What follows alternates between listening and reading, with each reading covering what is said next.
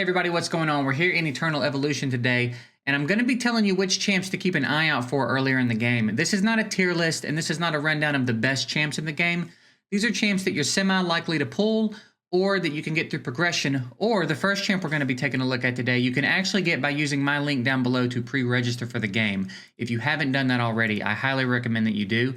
You will get some gear, some rare champ frags, some advanced recruitment tickets, which are the summons in this game, 300 diamonds, and then Artas, who is the champ that we're going to be taking a look at first.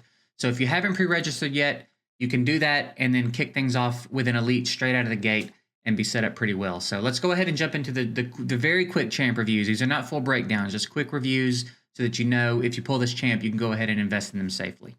The first champ we're taking a look at today is Artas. This is the champ you can get by using my link below to pre-register.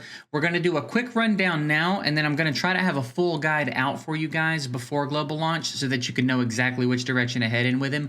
But you can go ahead and start building him up as soon as you get him regardless, because he's really, really dope. He is a Vanguard, which means, doesn't always mean this specifically, I think, but he's a defensive scaling damage dealer. I don't know if that's always what Vanguard means. I haven't looked at every Vanguard, but in his case, that is what it means. He is a defensive damage dealer. So, real quick rundown of what he does. He's got a passive that basically the more HP the enemy loses, the more damage he does. He's got a pretty decent common attack that buffs himself. Every 3 basic attacks, the 4th attack is enhanced, so it's a bigger nuke. It gets stronger with skill ups from your commander boost. If you get your exclusives, this drops down to every 2 attacks. The 3rd attack is enhanced instead of every 3 and 4. And then the ultimate is a big old nuke that puts the enemy in vengeance state. And then when they're in that state, they become the main target. So he'll focus all of his attacks on them for that 9 seconds. They have damage reduction decreased. And then also, in addition to the passive, the more HP they lose, the more damage he does. So you can see how this could ramp up significantly, especially in a boss fight. I think he's going to be a really good boss champ, but also in general, he's just going to be real good at getting people out of the fight. So solid champ. Like I said, I'm going to do my best to get a full-blown guide up on him before global launch so that you can invest in him and have a direction you want to head in. But either way, start putting resources in this dude because he's dope. Okay, we're going to take a look at 2 tanks next, and before we do, I want to point this out to you real quick. We'll talk about this in another video as well, but I want to make sure I mention it here as well, just in case you don't see it. In your events tab, there's a Set Sail Bosmina event. You want to make sure you come in here and do this. It's going to guide you through how many days you've been playing, right? And then you can't access the further days until it's that day, but you have to make sure you stay on top of this, because at the end of this, if you get all the points, there's a hero selection card, and the heroes are Hercules, Oak, and Boar, and they are tanks. They're all good. Boar is good, but I think that the 2 we're going to take a look at today are Hercules and Oak. I think either of these 2 are fantastic options. I feel like Oak seems to be used quite a bit more later in the game. I think late game players are still using Oak more than they're using Hercules, but Hercules also seems fantastic. So I just wanted to make sure that I point out, you don't have to pull these 2 champs. You can get them from this event. You just have to make sure you come in here and do it every day, okay? So let's go ahead and take a look at them. All right, first up we have Oak, who looks really cool, man. I love that blue and black. That blue and black has always been one of my favorite combinations of color. I think that is such a cool combination, and he looks legit. He looks like a monster of a tank, and he is. He's insane. His passive, each time heavy armor expires, which is casted by this skill, and we'll talk about that, Oak shall permanently gain 1% of his max HP. This stacks up to 4 times, so he can increase his max HP by 4% over the course of a fight. When he receives lethal damage for the first time, he won't die and instead becomes immune to damage for 2 seconds, which basically gives your healer some time to get him back in the fight, okay? Here, we've got a little bit of AoE crowd control. He attacks in a little cone in front of him, and he's got a chance of knocking down enemies in the range of that, which is pretty nice. Here, he receives protection, increasing his max HP for 6 seconds. When he's attacked while he's in this state, 1 time per 6 seconds, anyone that attacks him has a chance of being stunned, which is pretty dope. And then here, he's got a significantly increased damage reduction for 6 seconds. And then, again, another small area in front of him, AoE. So we've got a little bit of AoE crowd control, a little AoE damage, lots of damage reduction and self-protection, and then again lends himself well to having a healer kind of take care of him with that not dying the first time he should die thing. He's very solid. And again, I feel like a lot of late game players are still using this dude. So you can invest in him very comfortably. You will not regret putting any resources into Oak if you want to start building this dude. So he's a solid one. Now let's go take a look at Hercules. Here we have Hercules, another real monster of a tank. I almost feel like Hercules might be better for earlier game progression, but maybe Oak is good because he's also very solid for that. But maybe he holds his own better in the late game. I don't know. I'm not late game yet, so I don't know. But that's kind of the vibe I get reading their skills. This dude right here is also very, very good. So let's talk about what he's got going on. His passive. When the Shield of Energy Core and Projection Barrier disappears, he gains 20% more defense for 6 seconds. Swings a devastating Warhammer and deals 300% damage to enemies in front of him. So I guess he's got kind of like a sweeping AoE damage to enemies within his range, which is pretty nice. We've got provides a shield equal to 1.8% of his max HP to allies for 12 seconds, prioritizing the ally with the lowest HP. Every time Hercules loses 20% of HP, he shall gain a shield equal to 4% of his max HP for 6 seconds. And then for the ultimate, he links to an ally, preventing them from receiving any debuffs when the link exists, and 70% of the damage they receive shall be transferred to Hercules over 8 seconds. When there is no ally on the battlefield, he receives a shield equal to 300% of his attack and also receive immunity to debuffs for 8 seconds. This is a lot. This is a lot. He's going to do a real good job of keeping your team alive, right? He's got lots of shields. He's got lots of good protection here with this ultimate. I feel like earlier on, when your squishies are particularly squishy, he's going to be really, really nice for helping keep them alive and pushing you through the game a bit. So I don't know that that's true. I don't have a ton of experience with them yet, but my vibe is he's going to be better for progression. Oak is going to still be solid for progression, but hold strong much further into the game than perhaps Hercules will. Either way, I think they're both solid options for that hero selection ticket. So whoever you're feeling, I don't think you can really go wrong here. I think they're both solid options. So now you know how to get them and a little bit about them. The next champ is another one you can acquire just by playing the game. I'm on day 3 and I'm already able to get him. You might be able to get him a little bit sooner than this, but you're going to get it from the perimeter by doing Wasteland over here, okay? So make sure you're participating in Wasteland as good as you can. When you get 2,000 of the currency that you get from playing Wasteland, you can come in here and get this. You can buy it one time. It costs 2,000, and one of the things you're going to get from it is Taylor. And Taylor is a champ that we definitely need to talk about. So I've waited to do this in the video. Let's go ahead and go grab it now, because Taylor is absolutely ridiculous. He is another one of those champs that as soon as you get your hands on him, you need to build him, because he's ridiculous for bosses especially. Forgot which faction he's in though. Bear with me, we're still learning. Taylor. He is, again, another one of those champs that no questions asked, probably can be even the champ that you focus on getting to Immortal first. He is really, really, really good. So let's go through and talk about his skills very quickly. His passive, during a battle, he gains 1% crit damage and recovers 3 energy each time he triggers a crit, up to a max of 30%. The effect lasts until the end of the battle.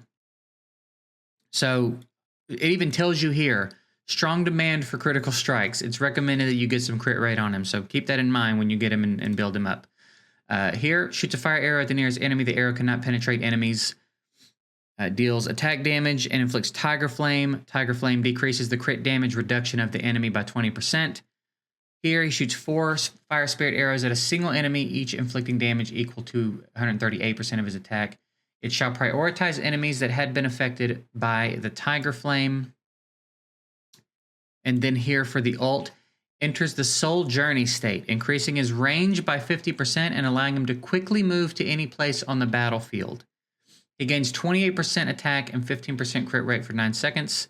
He prioritizes targets affected by Tiger Flame when attacking. So he teleports to an enemy and does his thing, basically. He's really, really nice for bosses in general. And then there's one boss. The name is escaping me, which is driving me nuts. But there's a boss that puts up a shield. So basically only melee damage dealers are going to be able to deal with him. And he can teleport inside of that shield and do his thing. He's really, really good in there. Taylor is, again, you can get him for free very quickly by playing Wasteland and getting that currency up. And when you get him, immediately build him and put everything you have into him. He is very, very, very, very good. I cannot overstate that enough. You need to build this champ as soon as you can. All right, the next champ we're going to be talking about is Serena. She is regarded as the best healer in the game, and it's really hard to argue that, honestly. She is the champ that you get from your 30-day login, so you're going to get frags for her periodically. I believe you need 60 to summon her, so they give you a few extra ones here so you can get more of her. On top of that, she is the champ you get also as the recharge pack. You know, a lot of these games give you a little bonus pack the first time you spend money. She's that champ. So you can get a few copies of her as well and get her pretty strong if you wanted to spend a little bit of money. But either way, she is fantastic. So let's jump in and take a look at her real quick. Serena. I don't have her yet. I'm hoping to...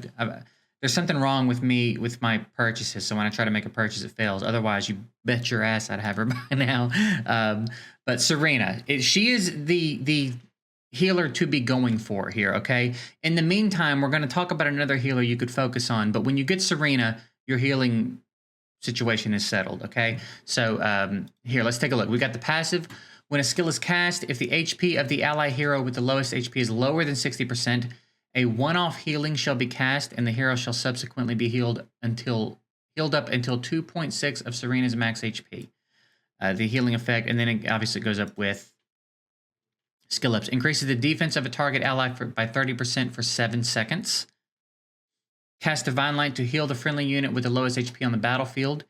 So she'll pair really well with someone like Oak. Remember earlier when we talked about Oak? When he takes fatal damage, he stays alive and for 2 seconds. She's a great example of someone who would target him. He'd obviously have the lowest HP on the battlefield because his passive just kept him alive, basically. So this gives her, they're going to pair well together. She'll do a really good job of taking care of him, okay? And then here, the ultimate, user chants continuously summoning an angel to the battlefield for 5 seconds. Each second, the angel casts Divine Light to heal the friendly unit with the lowest HP on the battlefield. Again, going to pair really well with Oak, I think. For the first 3 seconds of the chant, Serena becomes immune to crowd control. Each instance of Divine Light heals Serena for 2.5% of max HP and the target for 0.9% of their max HP. She's just constantly pumping out heals to the most wounded on the battlefield. She is solid. She is... I don't even think it's really a close contest right now anyway for best healer in the game.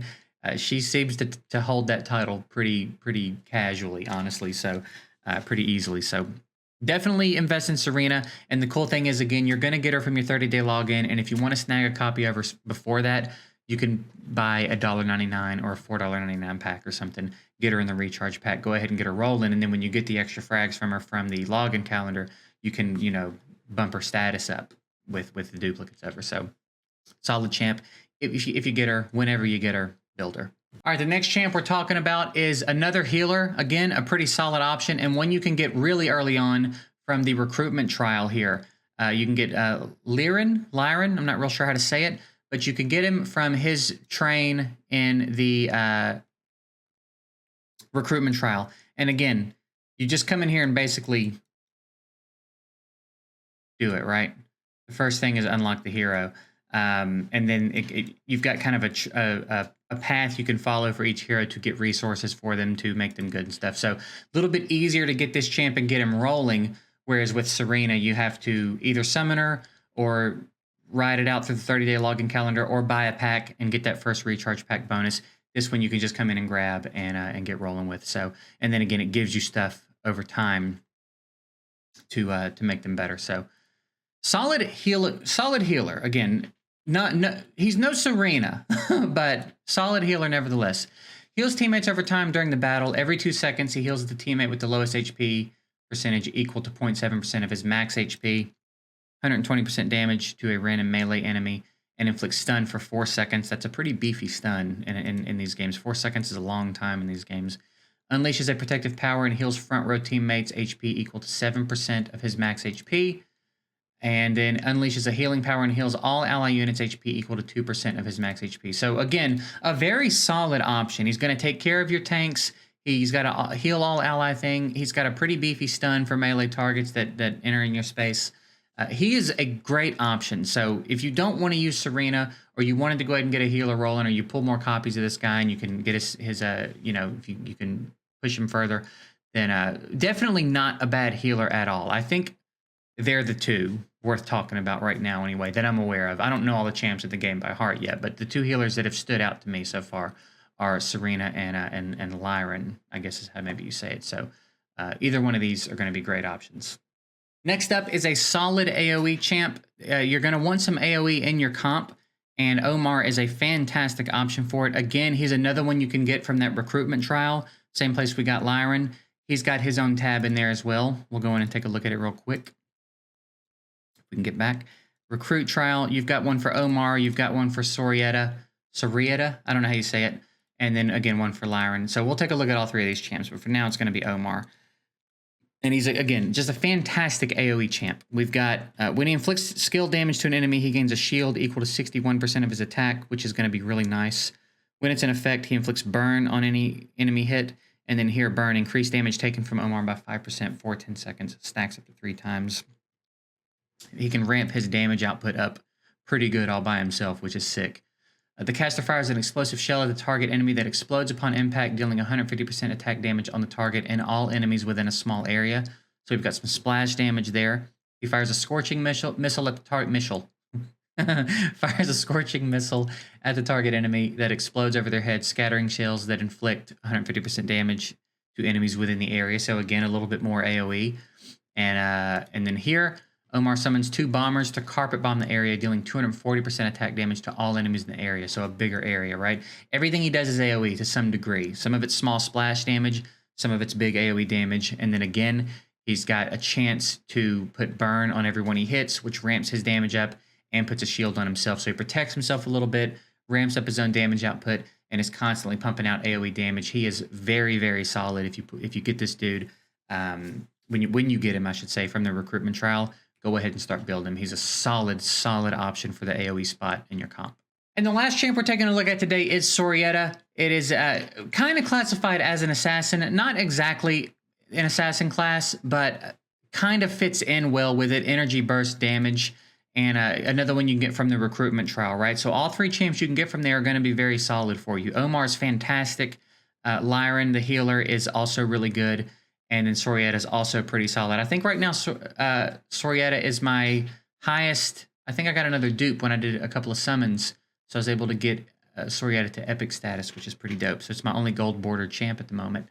Hopefully that'll change soon. But anyway, let's take a quick look. Psionic spheres deal 20% damage to the enemy upon making contact. We've got fires a cannonball into the forward sector, dealing 106% damage to all enemies in the sector and knocking them back. So we've got some net knockback for their front line, basically, right? If there are any psionic spheres generated on the ground in that sector, it also knocks them far away. Enemies that are touched by a psionic sphere take 86% damage. Cast an energy explosion under the nearest enemy, dealing 120% attack damage to all enemies in the blast range. A psionic sphere is created at the location of the explosion and lasts for 15 seconds. And that's where all that starts to come into play, okay? And then here, Star Dragon gathers all the psionic spheres in the field and bombard the target enemy. Each psionic sphere deals 170% damage. After the ability is casted, all psionic spheres will remain scattered around the target for 5 seconds, during which time the passive effect will no longer take effect.